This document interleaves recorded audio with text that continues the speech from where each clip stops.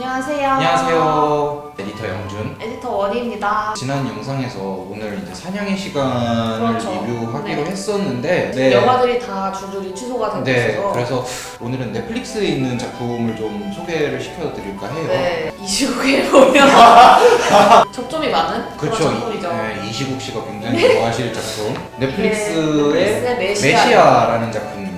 그 넷플릭스가 사실 작년 연말하고 올 초에 좀 약간 종교 관련 콘텐츠로 좀 논란이라고 해야 될까요? 좀 시끌시끌했어요. 작년 겨울에는 그 넷플릭스 브라질에 공개됐던 영화 제목이 더 퍼스트 템테이션 오브 크라이스트라고 이제 예수를 이제 동성애자로 그렸다가 이제 굉장히 좀 논란이 되었던 작품이 있고 1월 1일 이제 새해 벽두부터 메시아라는 작품을 들고 왔는데 이 작품도 사실 좀 시끌시끌했어요. 줄거리를 설명을 드리자면 이슬람 무장단체가 점령을 한 시리아의 수도 다마스커스가 배경이고요. 어느 날 갑자기 한 남자가 말씀을 선포하러 그렇죠. 설포하러 이렇게 딱 나타나요. 비주얼이 근데 약간 예수 비주얼. 네, 약간 비주얼부터가 약간 노랬어요. 네. 신의 말이라면서, 그러니까 음. 신의 뜻이라면서 말씀을 선포를 하죠. 음. 그러면서 믿음을 갖고 있으면 지금 곧 있으면 이 전쟁이 끝나고 평화를 찾는다 이러면서 말을 하는데 딱 그 말을 할 때 모래 폭풍이 몰려오는데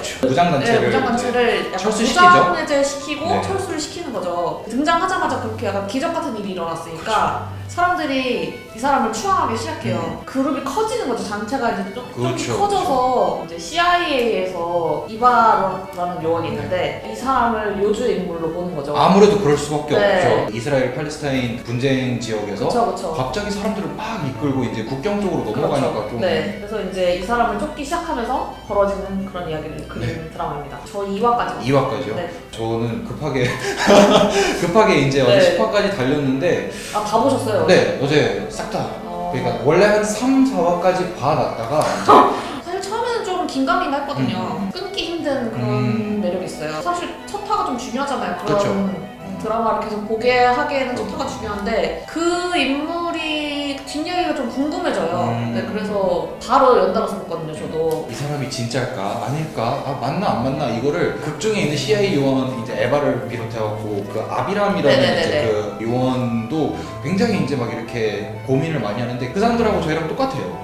과연 이 사람이 진짜 시인이 맞을까 아니면 진짜 사기꾼일까 이라는 이 의문이 끝날 때까지 계속 유지가 돼요. 그리고 더 화나는 거는 심지어 끝날 때 알려주지도 않아. 그러니까 떡밥을 막 이렇게 던져놓은 다음에 회수를 안 해. 그리고 더 큰 떡밥을 하나 이렇게 딱 던져주면서 그러고 끝나버려요 그냥 드라마가. 무조건 다음 시즌 나와야겠네요. 그러니까 이게 안 나오면 좀 화날 것 같아요. 네. 에피소드 1에서는 그렇게 모래폭풍 얘기가 나오고 이제 사람들이 취향하기 시작하는데 사실 제 생각은 이 사람들이 좀 절박한 사람들이었잖아요. 좀 그쵸, 전쟁으로 그쵸. 되게 피폐해지고 이러니까 빨리 이게 끝났으면 좋겠다 하는 마음이 있는 그런 절박한 사람들이라서 사실 그게 기적같이 보이긴 해도 어떻게 보면 사실 우연에 가깝잖아요. 이 사람을 종교적 지도자로서 추앙을 하느냐 아니면 이 사람 자체를 신으로 믿고 추앙을 하느냐 이 두 개라고 생각을 하거든요. 그래서 저는 첫 화에서는 목사 같은 존재로 그렇게 이해를 했어요. 2화부터 시작을 해서 좀 되게 총알. 혼란스럽게 하죠. 네. 요원. 그 알아맞추는 요원의 거. 숨겨진 이야기를 이렇게 이름도 얘기 안 했는데 말을 한다든지 누구한테 말도 안 했던 그런 사건들을 막 얘기를 한다든지 그리고 감옥에서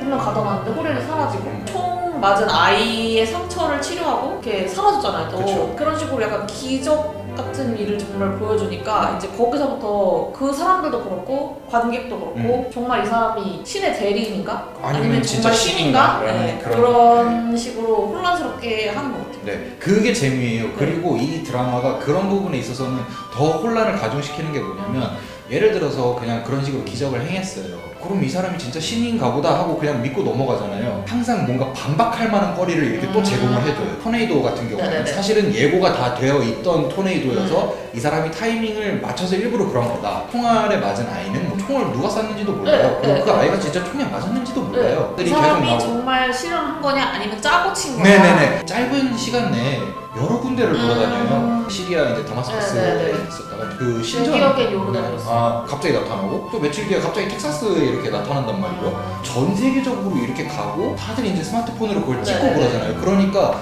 더 의심이 되는 거예요. 이게 진짠가? 저희는 3자로 보니까 신인가 아닌가 이거를 계속 헷갈려 하지만 당사자 입장이 되면은 신으로 볼 네, 수 신으로 볼 수. 이게 그렇죠. 넷플릭스에 네. 익스플레인 세계를 해설하다라는 다큐멘터리 시리즈가 있어요. 시리즈가 있죠. 부드러워. 네. 전환 좋아. 믿음의 함정이라고 시즌 2에 시즌2에 있는 있는 에피소드가 네, 있는데 사교라고 해서 컬트죠? 컬트에 네. 대해서 설명을 하는 그런 다큐멘터리가 있거든요. 그 사이비 종교와 종교 지도자들에 관련해서 이제 설명을 하는 게 있는데 그리고 거기에 실제로 이제 몸 담았다가 이제 탈출이라고 네, 그 해야 탈출하신 될까요? 분들도 있고 영상 자료로 보시면 네. 그 사이비 종교도 되게 많아요. 관광분들도 좀 있었어요. 뭐 네, 예를 들어서 뭐 통일교 통일교 문선명 지금 시국 얘기를 안 할 수가 없는 게 지금 코로나19와 관련돼서 가장 핫한 이슈인 신천지가 생각이 날 수밖에 없어요. 그렇죠. 신천지를 생각하면서 이 다큐멘터리를 보시면 사실 되게 좀 공통점이 네, 많아요. 네. 그러다 보니까 이제 컬트라고 더 연상이 되는 거죠. 네네네 사교의 3특징이래요. 그렇죠. 드라마를 보면서 가만히 생각해보니까 신천지 아니야? 약간 지금 시국상 가장 핫한 네, 이슈가 가장 핫한 이슈가 이제 신천지니까 가장 먼저 떠오르게 되더라고요. 그렇죠. 메시아랑 익스플레인을 같이 보면서 느낀 게 평소라면 뭔가 안 믿었을 네네. 법한 그런 것도 사람이 굉장히 절박해지고 그러니까 거기에 빠질 수밖에 네. 없겠구나라는 생각이 들더라고요. 심적으로 좀 어려운 사람들을 표적으로 노린다는 것 자체가 괘씸하다는 생각? 물론 이제 메시아에 나오는 그 알마시는 진짜 컬트인지 뭔지는 아직은 정체가 드러나지 않았지만 최근하고 이제 강남 이렇게 돌아다니면 아직도 좀 많아요. 신천지뿐만이 아니라 이제 다른 이제 그런 사이비 종교들이 있는데 저한테 좀 유독 많이 와요. 네, 길 물어보고 이제 뭐 우환이 있어 보인다. 아무래도 제가 약간 우환이 있어 보이는 그 이미지가 좀 길 돌아다니실 때 꼭 가슴 쫙 빼시고 당당하게 네, 어디서나 당당하게 걷기. 당당하게 걸으세요. 다시 이제 메시아로 네, 메시아로 돌아가서 메시아를 연기하는 배우가 그렇죠. 알마시를 연기한 배우를 언급을 배우가 하시죠. 네, 그 배우가 누구죠? 메디 데비라고 네. 벨기에 배우예요. 아 벨기에 배우예요? 네, 이 드라마가 이제 종교로서도 핫해졌지만 이제 국내에서 사실 배우 때문에 핫해졌어요?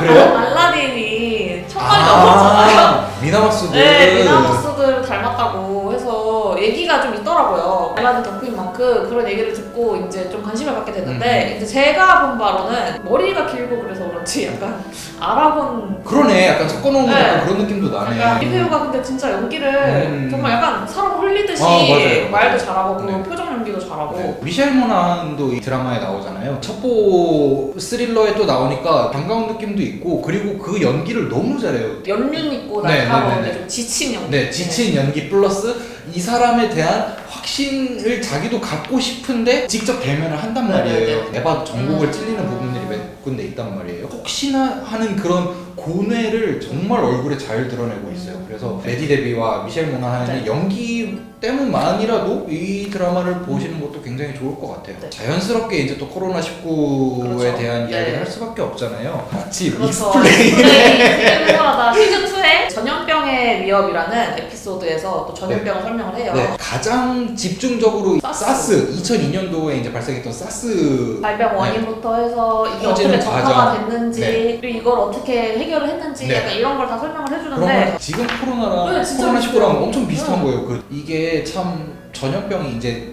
다큐 안에서도 이제 나오지만 데뷔를 한다고 해도 참 대응하기가 어렵구나. 근데 하물며 WHO에서 네. 공부하는 항목들을 다 지키는 게 3분의 1도 안 된다고 하더라고요. 그래서 더 크게 다가온 게 아닌가라는 생각도 들면서 신천지 이슈가 있기 전까지 우리나라에서 정말 대처를 잘했다는 생각이 들었는데 진짜로. 어쩌다 보니까 메시아로 시작해서 익스플레인까지 어쩌고 그렇죠. 메시아 같은 경우에는 10부작이기도 하고 한 에피소드당 40분, 그러니까 50분 이내여서 네네네. 되게 부담스럽지 않게 봤었어요. 네 몰아서 보기도 좋고요. 익스플레인 같은 경우에는 주제별로 네. 굉장히 짧아요. 20분. 스피노프로 이제 뇌를 설명하다가 섹스를 설명하다까지 이렇게 같이 있으니까 다 거의- 재밌어요. 네. 마스크 네. 꼭 끼시고 네. 손 깨끗이 닦으시고 네, 어디 아프시면 보건소 가서. 네, 보건소 가서 저희는 이만 물러가도록 하겠습니다.